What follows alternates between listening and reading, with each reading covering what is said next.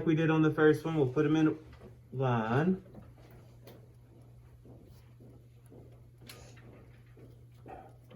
Now, on this one, John Mark, do they all start with the same whole number? Yes. Every number on this one is what? Every whole number is 19. Okay? Christian, do they all end in the same place value? So what can we add to the back so that they all end in the same place value? A 0. And Christian, we want them all to end in the what? Thousands, because that bottom one ended in the thousands. Now, we're going from least to greatest on this one. So, Pazel, your name came up. Tell me which one was the smallest number? 19 and 200ths, or you can write down 19 and 20 thousandths. So he's off to a good start. Keep going, Clazel. What comes next? 19 and 109 thousandths. Very good. All right, so Clazel, after that would be what? 19 and what? 190 thousandths. After that, Clazel would be 19 and 200 thousandths. So Clazel, the greatest one would be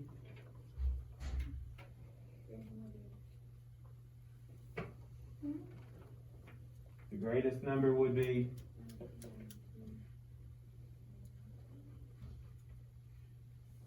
you got one number left on your list, so it has to be the greatest.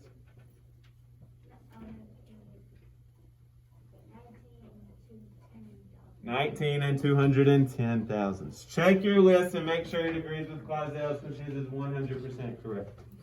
All right, let's go up to number 5. Now, on number 5, we've got two options. We can rewrite the equation, or we can try to write a little bit smaller and fit it in there. Which one should we do? Rewrite it or just write smaller?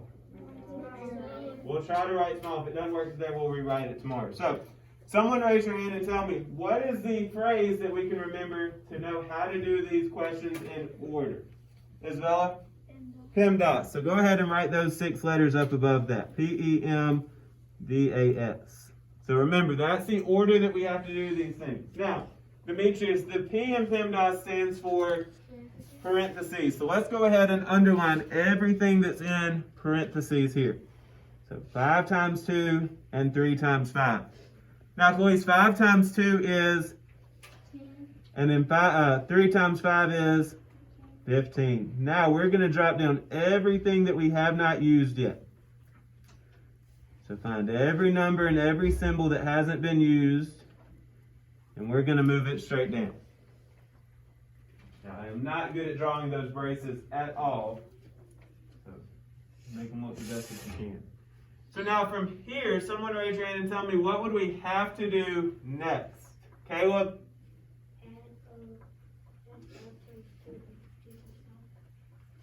Now we've already got rid of all of the multiplication. We just did that when we did all the parentheses.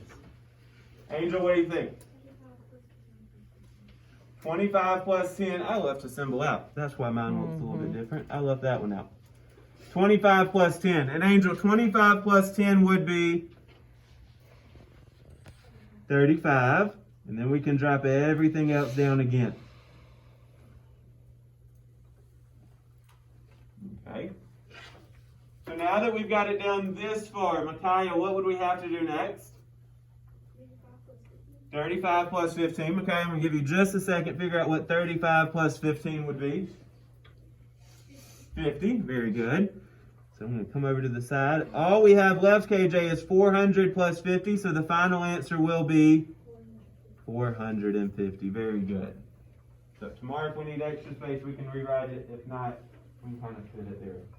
Let's go to number 6. So we're going to use that table to answer the question. It says, how much would it cost to buy a hamburger, fries, and a drink? So it's just like you went to the restaurant. They have the menu posted and the prices, and you've got to figure out how much the total is.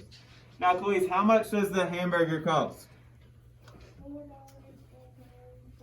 $4.95. Very good. All right, Camille, how much do the fries cost? $1.75. And then Nathan, the drink cost $2.25. Now, if I'm trying to figure out how much the total cost is, what am I going to do with those numbers? Caleb? Add. I'm going to give you just a moment. I want you to add those together.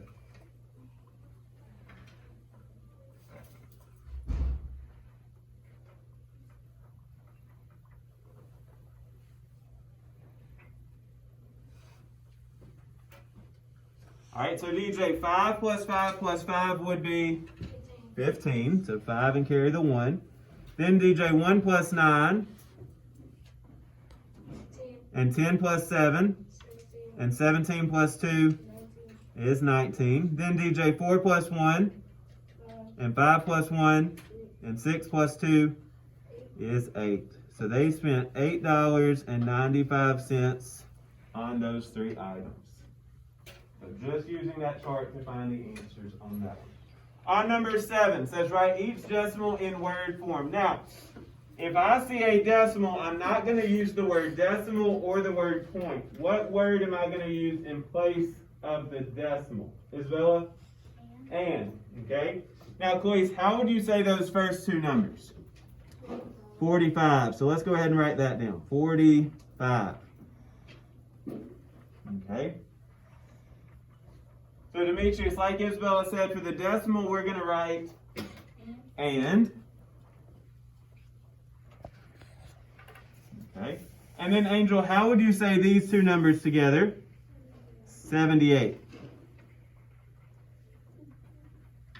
Now, think about it for just a second. Now I have 45 and 78, but am I correct? No, the last word should be the last place value that we have. So, Amarian, what's the last place value on this one? Hundredths. So that should be the last word. Erase your Y on 8. You have 70, 80. Oh, thank you. I want you to take a look at that second one and write it out in word form.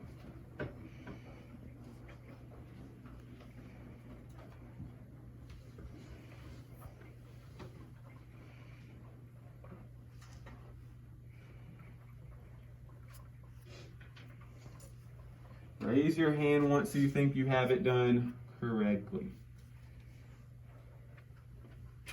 Now, there's 2 ways that I would take this one. All right, so Jordan, tell me, how did you write that number in word form?